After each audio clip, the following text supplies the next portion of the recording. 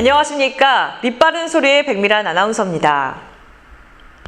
북한의 미공개 미사일 기지 상황을 소개한 미국 싱크탱크의 보고서를 놓고 후폭풍이 이어지고 있습니다. 삭간물 미사일 기지를 비롯해 일반에 공개되지 않은 북한의 미사일 기지 13곳을 파악했다는 미국 전략국제문제연구소의 12일 보고서가 이틀째 파장을 일으키는 모양새입니다. 특히 미일간 뉴욕타임스가 CSIS 보고서를 인용해 북한이 큰 속임수를 쓰고 있다는 것을 보여준다고 보도한 것이 논란의 기폭제가 됐습니다. 이에 트럼프 대통령은 13일 트위터를 통해 뉴욕타임스 보도를 가리켜 부정확하다, 가짜뉴스라고 일축했습니다. 또한 우리는 언급된 장소들에 대해 충분히 인지하고 있으며 새로운 것은 없다며 비정상적인 일은 전혀 일어나지 않고 있다고 주장했습니다. 게리 세이모어 전 미국 백악관 국가안보회의 대량 살상무기 조정관도 기만이라고 하기는 어렵다며 북한은 핵미사일 역량을 계속 개발하고 있는데 이것은 우리가 모두 예상했던 바라고 말했습니다. 리언 시걸 미국 사회과학연구위원회 동북아 안보협력 프로젝트 국장의 기고문을 통해 반론을 제기하면서 건전한 보도 대신 극단적인 과장법에 사용한 것이 아마도 이 기사를 일면에 올릴 수 있도록 편집자들을 설득했겠지만 독자들에게는 해가 된다며 미국과 북한은 아직 북한의 미사일 배치를 억제할 합의에 도달하지 않았다고 지적했습니다. 청와대는 14일 북한이 핵미사일 관련 활동을 지금도 진행하고 있는 것으로 추정한다는 국가정보원의 국회 정보위원회 보고에 대해 그런 핵 활동을 중단시키고 완전한 비핵화를 위해 지금 협상하고 있는 것이라는 입장을 밝혔습니다. 경기 둔화 속에 한국 경제를 떠받치는 40에서 50대 실업자가 급증했습니다.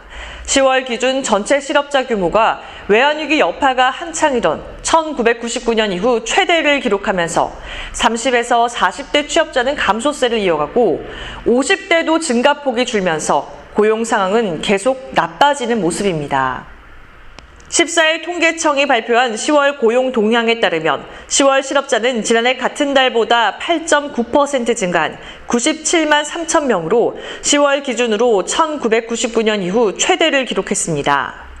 비년준 통계청 고용통계과장은 전체 취업자 증가폭의 흐름을 보면 개선되는 모습이기는 한데 전반적으로 도소매 숙박음식점업을 위주로 취업자 수 감소세가 계속되고 고용률이 9개월 연속으로 하락하고 있어 고용 상황을 엄중하게 봐야 한다면서 개선의 여지가 있다고 판단하기는 어렵다고 말했습니다. 그는 40대는 외환위기 시절 취업한 취약한 세대로 고용 상황이 전 산업 부분에 걸쳐 지속적으로 안 좋고 50대까지 숙박음식업, 자영업을 중심으로 악화하면서 고용 상황이 좋지 않다고 말했습니다. 30대 취업자 수도 도소매업, 제조업, 전문과학서비스업에서 40대는 도소매, 제조업, 공공부문을 포함해 전방위로 줄고 있다고 설명했습니다. 숙박음식점업 취업자 감소폭은 지난 8월 7만 9천 명, 9월 8만 6천 명 등을 기록하며 최근 3개월간 연이어 최대 기록을 갈아치웠습니다. 고용원이 있는 자영업자가 증가세인 점을 들며 최저임금 인상 여파로 자영업이 위기에 빠졌다는 평가를 부인한 청와대와 정부 입장을 무색하게 하는 대목입니다. 한중 간 고고도 미사일 방어체계 사드 배치 갈등 이후 중국 당국이 금지했던 온라인 여행사를 통한 중국인의 한국 단체 관광 상품 판매가 전격적으로 허용됐습니다. 중국 최대 온라인 여행사인 시트립은 14일 본사 임원 회의에서 중국인의 한국 단체 관광 상품 판매를 결정하고 이날 오후 단체 관광 상품을 홈페이지에 일제히 올렸습니다. 중국 내 관광업계 소식통은 중국 당국의 지침에 따라 시트립이 한국 단체 관광 상품을 취급하기로 하고 오후에 관련 상품 판매에 나선 것으로 알고 있다면서 시트립을 시작으로 모든 온라인 여행사들이 한국 관광 상품을 파는 수순이 될 것이라고 말했습니다. 시트립 홈페이지에는 강원도와 서울을 묶은 4박 5일 단체 관광 상품을 비롯해 서울 5일짜리 단체 여행 등 다양한 상품이 소개되고 있습니다. 다만 오프라인 중국 여행사를 통한 한국행 단체 관광이 허용된 지역들과 마찬가지로 롯데호텔, 롯데백화점 등 사드 기지의 부지를 제공한 롯데그룹 계열 회사를 이용해서는 안 된다는 단서가 붙었습니다. 중국 당국의 이번 조치는 지난달 말 수저우에서 열린 한중일 관광장관회의 당시 중국이 한국과의 관광 협력에 우호적인 모습을 보인 이후 나온 조치로 작년 3월 본격화한 사드 보복 이후 오프라인 한국 단체 관광이 다시 허용된 지역은 베이징, 산둥성, 후베이성, 충칭시 등 6개 성직할시로 늘어난 상태입니다. 올해 국내 은행들이 금융위기 후 가장 많은 순이익을 벌어들인 것으로 집계됐습니다.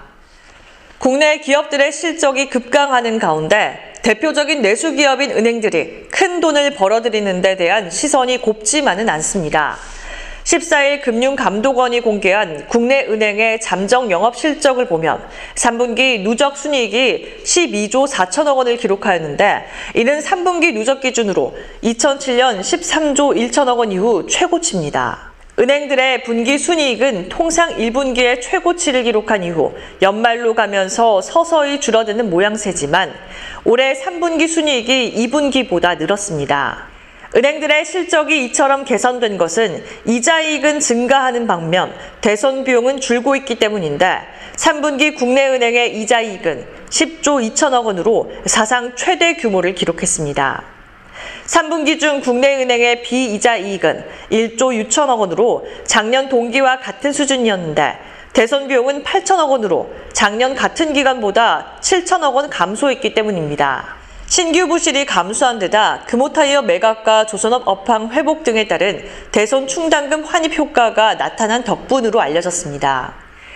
삼성 바이오로직스가 고의적 분식회계를 저질렀다는 당국의 결론에 삼성 바이오로직스는 물론 바이오업계도 적잖은 충격에 휩싸였습니다. 단기간에 셀트리온과 함께 국내 대표 바이오 기업으로 떠올랐는데 철퇴가 내려진 데 따라 그 여파가 번질 수 있다는 것이 우려되고 있습니다. 당장 도덕성에 큰 오점을 남긴 삼성 바이오로직스는 대외 신뢰도 추락과 주력 사업인 바이오 의약품 위탁 생산 수주에 차질이 생길 수 있다는 우려까지 떠안게 되면서 삼성 바이오로직스 설립 때부터 7년 넘게 회사를 끌어온 김태한 대표이사 사장의 자리도 위태롭게 됐습니다. 금융위원회 산하증권선물위원회는 14일 정례회의 결과 삼성 바이오로직스가 2015년 지배력 변경에 정당성을 확보하기 위해 회계 처리 기준을 고의로 위반한 것으로 결론 내리고 회사와 대표이사를 검찰에 고발하기로 했는데 분식 규모는 4조 5천억 정도로 규정했습니다. 이날 삼성 바이오로직스는 공식 입장문에 기업 회계 기준을 위반하지 않았다고 명시한 뒤 행정소송을 제기할 계획이며 소송에서 반드시 진실이 규명될 것이라고 강조했습니다. 대표이사 해임 문제는 주주총회 등에서 결정할 사항으로 아직 명확한 입장을 밝힐 단계가 아니라고 선을 그었습니다. 이로 인해 바이오업계도 충격에 휩싸였습니다. 올해 3분기 제약, 바이오업계의 수익성이 전반적으로 둔화한 가운데 삼성 바이오로직스의 문제가 겹치면서 향후 투자 심리가 크게 악화할 수 있다는 우려하고 있습니다. 특히 초기 단계 기업이 많은 바이오 산업 특성상 마땅한 투자자를 찾지 못할 경우 기업 활동이 크게 위축될 것으로 업계는 전망하고 있습니다. 한 바이오 기업 관계자는 과거에는 문제가 없다고 했다가 이제와 회계 처리에 위반이 있었다는 결론을 내리는 당국의 태도 자체가 기업을 경영하는 입장에서는 굉장한 리스크로 다가온다고 말했습니다. 또한 정권이 바뀔 때마다 잣대가 바뀐다면 누가 마음 놓고 신사업에 투자하겠느냐고 꼬집었습니다.